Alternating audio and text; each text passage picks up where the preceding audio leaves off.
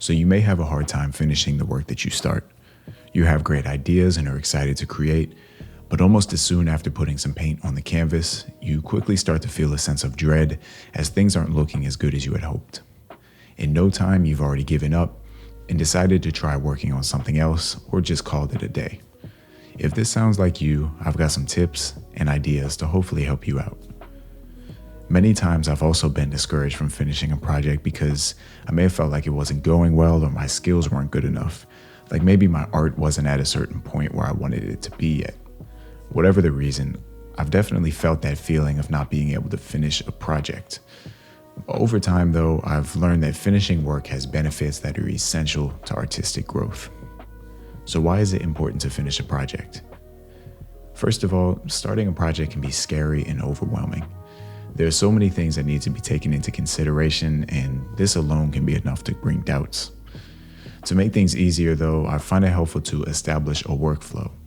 A workflow is, simply put, the entire process or system of how you work. It can be a great thing to develop as it can keep things organized, repeatable, and efficient. The only issue is to develop a solid workflow, the tool that will make finishing projects less scary. You have to actually finish the scary projects first. But once you start to gain this system or workflow, finishing those projects should be less of a daunting task and easier to follow through. It takes time to develop one though, and if you just do the first 10% of painting and quit, you'll never fully establish a workflow, and therefore you may feel uncertain or even unprepared for the later parts of the project.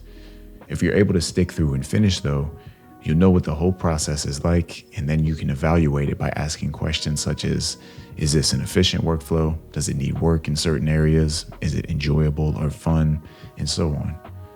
The more projects you complete, the more you can refine your system or workflow, figuring out what process works best for you. And so overall, my tip here would be to stick with it through the whole process, even if it's messy, knowing that you're developing a system and that these things should eventually get easier if you're focused on growth and learning. Finishing a project is so much more important than perfecting it, because in reality, you'll never have a perfect project. Your work can always be better, and there's always room for improvement.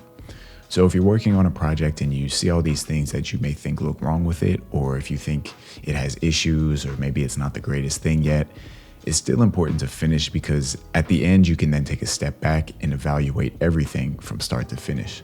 But if you never get past the first, say, 25% of a project, then you're never really getting into the middle stages or the end stages, and you may be missing out on some valuable learning opportunities.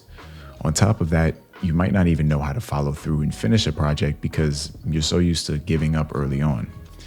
But if instead you finish the whole thing, it's not perfect, it's messy, but you at least have a whole project in front of you done, then you can set it aside, learn from it, and move on to something else, except with this time, bringing the knowledge that you've gained from the first attempt.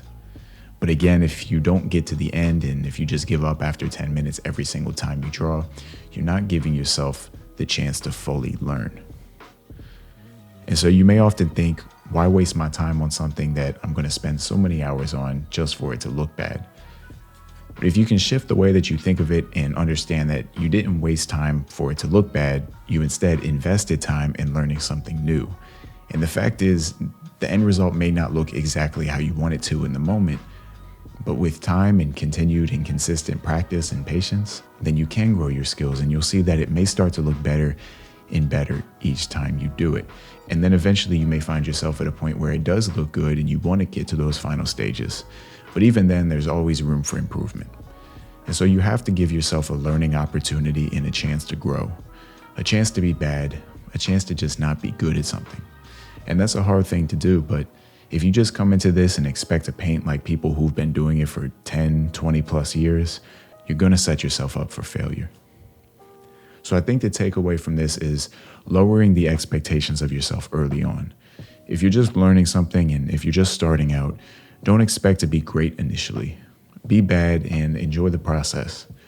Strive to be better, of course, but at the end of the day, realize that you might not be great at this now, but that doesn't mean you'll always not be great at this. So when you start off, you might not be as good as you hope to be one day, but that's the point of growth and learning. It's also important to have the right goals.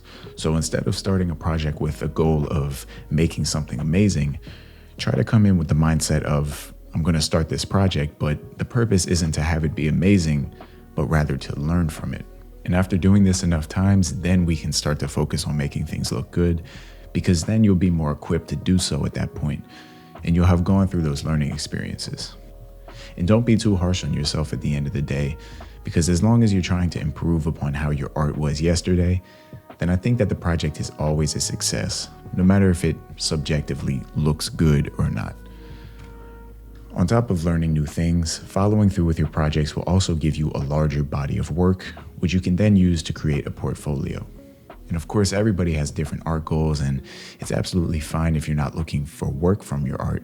But if you do want a portfolio, you need finished projects. If you just have a bunch of things that you started but never finished, you can't really build a body of work or a portfolio with that. So we need to go through with the full process and finish the project, even if it doesn't look that good to you yet. At least you'll have a starter portfolio which you can always build off of later and get feedback on, rather than just a bunch of incomplete work. And finishing a project doesn't have to mean that it's over forever. You can always come back and add more to the project down the line once your skills have improved, making revisions or edits to make it even better. You can even rework the whole project or just revamp it to a point to where it looks really good now, because you've learned skills and possibly even a workflow from the first attempt. So in a few years, for example, when you come back for the second attempt on that project, you may have a much better result. And so the idea that finishing doesn't mean forever is good to keep in mind. Finishing in a lot of instances just means being done with this for now, and knowing that you've done everything you could with this skill set that you currently have. Along with creating a larger body of work, finishing things also helps you have a smaller to-do list.